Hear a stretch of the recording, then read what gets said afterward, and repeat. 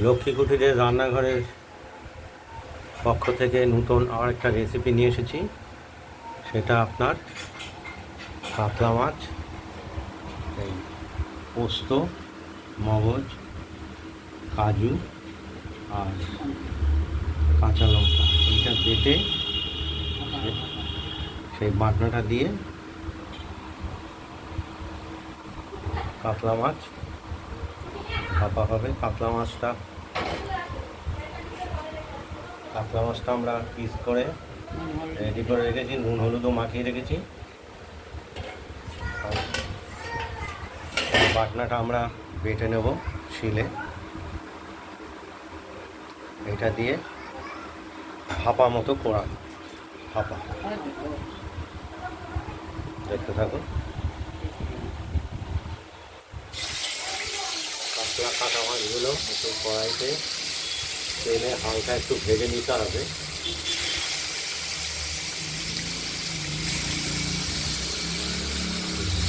হাতটা দেবো, হাতটা কিরম নড়ছে।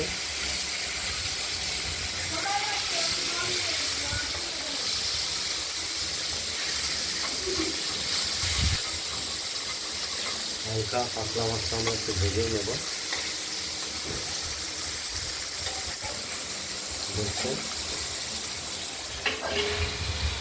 আর আমরা শিলে এই পোস্ত, কাজু, মগজ আর কাঁচা লঙ্কাটা বেটে নিচ্ছি।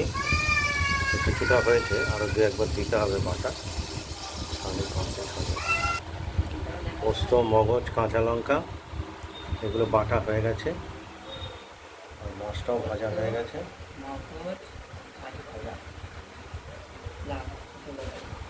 এবার আমরা এই মাছের মধ্যে এই বাটনাটা দিয়ে দেবো।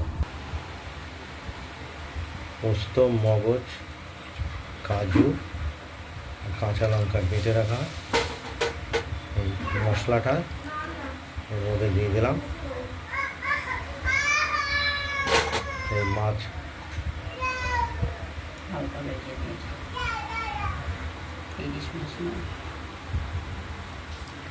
ইলিশ মাছ নয় তো, এটা কাতলা মাছ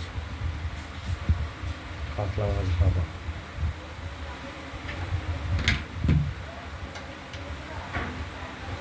স্বাদ মতো নুন দেবো।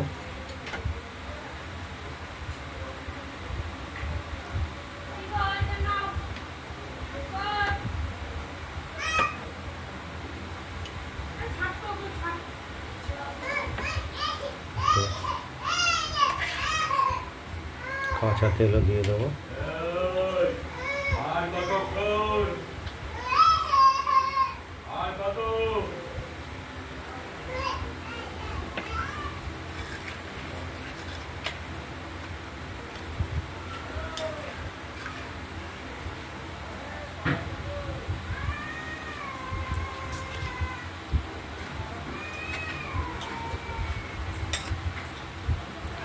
কাতলা পোস্ত ভাপা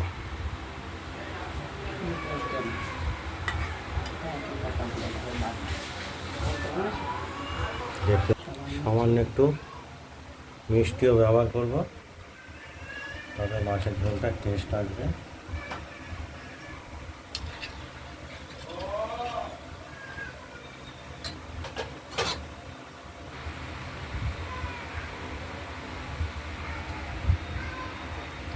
দেখতেই পাচ্ছেন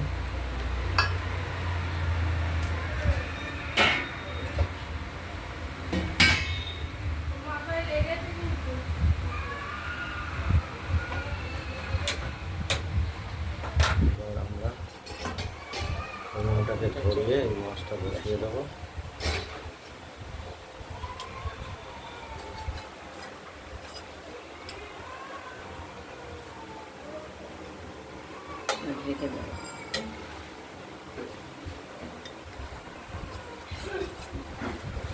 দেওয়ার পর ঢেকে দেবো। একটু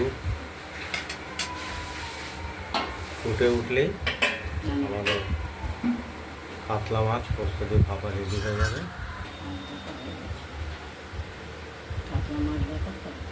কাতলা মাছ ভাপা হয়ে গেছে, একদম রেডি। এরকম করে মেজে এইটা খেয়ে দেখবেন। এটা আলাদা রকম একটা টেস্ট আসবে। আপনারা বাড়িতে ট্রাই করবেন, ট্রাই করে আমাদের কমেন্টস করবেন, আর আমাদের চ্যানেলটাকে লাইক, শেয়ার এবং সাবস্ক্রাইব করে দেবেন। আজ এই পর্যন্তই। সুস্থ থাকবেন, ভালো থাকবেন। টাটা, আজকের মতো এখানে। পরবর্তী দিনে আবার নতুন করে রেসিপি নিয়ে আসবো।